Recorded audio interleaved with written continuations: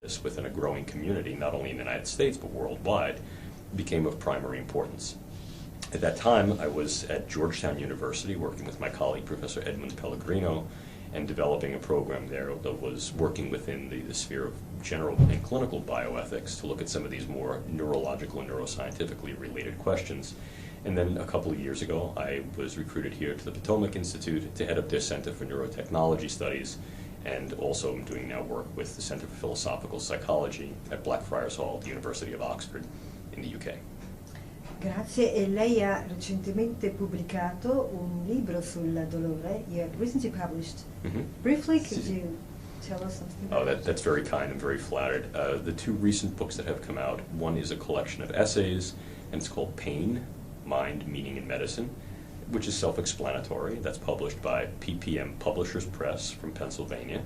And the book basically is simply that. It's something of a neurocentric and philosophical reflection upon the problem of pain, the philosophical TSD question, what is pain, and what that question means for instantiating a viable philosophy and ethic of pain care, and how that can then be translated into the public sphere. The second book that has just come out was one that I've just edited with my colleague, Dr. Mark Boswell from Texas Tech University in Lubbock, Texas. And it's called Pain Medicine, Philosophy, Ethics, and Policy. And it too seeks to take a very multidisciplinary approach to the problem of pain as it really is articulated, confronted, and enacted within the scope of pain medicine, writ somewhat broadly, all of the disciplines that are constituent to that. Obviously all of the allopathic medical disciplines, but to some extent also other forms of allied health that deal with the problem of pain and the predicament of the pain patient.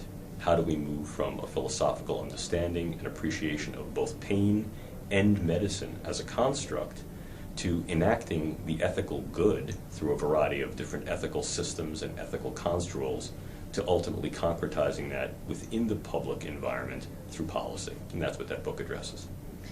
La ringrazio e siamo onorati come gruppo di neurobioetica di poter utilizzare il termine inglese neurobiotics, averlo tradotto in neurobioetica e avere dei progetti comuni.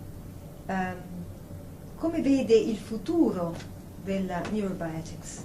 Of neurobioethics?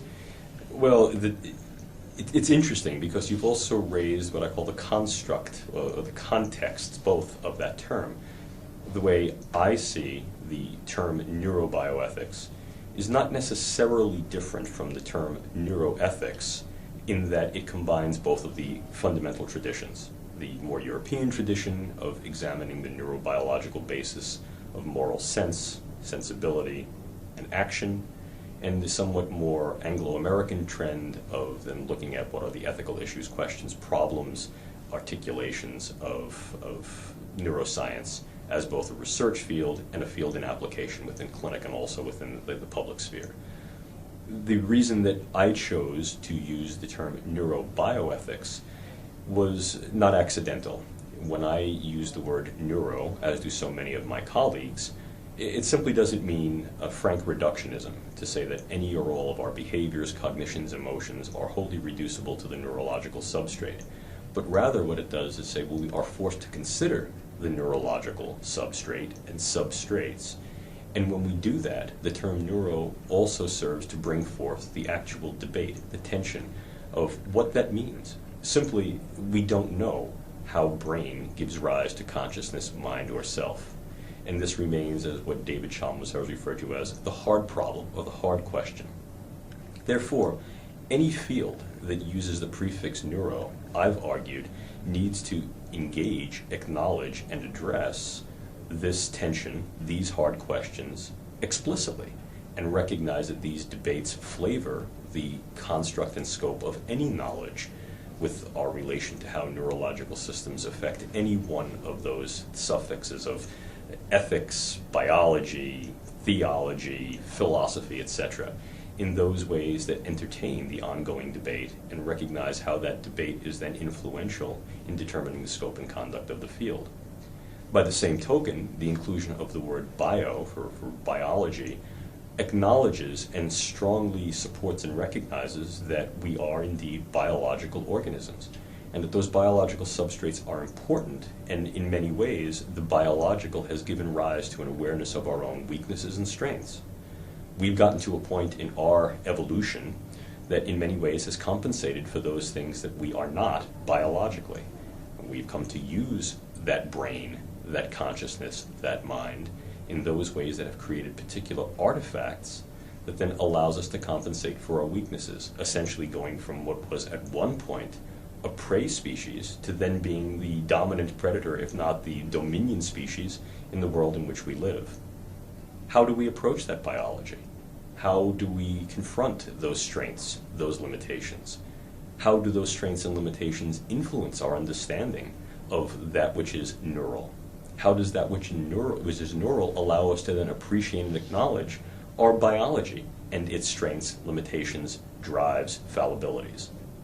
By the same token, we are in fact a social creature. That is to say that biology has dictated that one of the artifacts that has allowed our survivability and our prominence is indeed our need to create social groups. In creating those social groups, we became a flourishing species. And through our flourishing, we recognize that we can control our environment through the use of tools. Increasingly throughout our history, those tools have taken on an industrial flavor. And the past 200 years, as a consequence of, if not the first, certainly the second industrial revolution, and then, more recently, the technocentric and cyber-informational turn that has occurred after the atomic age, those tools have become exceedingly sophisticated. And as a result, what we recognize is our capacity to affect right and wrong, to affect the way we use the artifacts that have compensated for and facilitated our biology, take on profound gravitas, not only in terms of what they're capable of doing, but in what they're capable of changing in the speed, rapidity, depth, and importance of the way they're able to do that. So the idea of understanding and developing systems of analysis, articulation, and reflection for our own behaviors and decisions, reflective of and acknowledging of our underlying biology, and equally in acknowledgement of some of the contingent knowledge that we possess about the nature of ourselves through our brains and our minds, becomes critical, not in isolation or in an intellectual or practical silo, but truly in an intellectual and practical conjoinment. And hence the term neuro, bio, ethics is meaningful as a unifying term that seeks together to bring forth the debates, issues, and problems, but also to ground that to an underlying natural philosophy and practical construct that seeks reconciliation and at the same time dictates responsibility. Where is the future of the field? I think the future of the field is one of riding a cognitive crest, surfing that wave that is propelled by technology and the demiurge to control, to manipulate, and to flourish.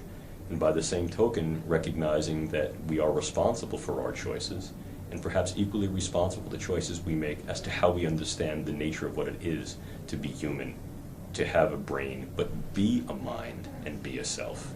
And in that way, I think one of the things that is going to be important for the future of neurobioethics is to create these opportunities for not only discourse, but true dialectic within the fields of sciences and with other disciplines, the humanities, and also within the public, so as to make particular apprehensions and expectations evident, available, and acknowledged, and to treat those in such a way that they become part of the dialectic and discourse in general. And that's not only my vision of where the field might go, but in many ways, it's my hope. Grazie molto, siamo molto onorati del tempo che ci ha dedicato e speriamo di vederla presto in Italia. Mi piace, grazie. Thank you.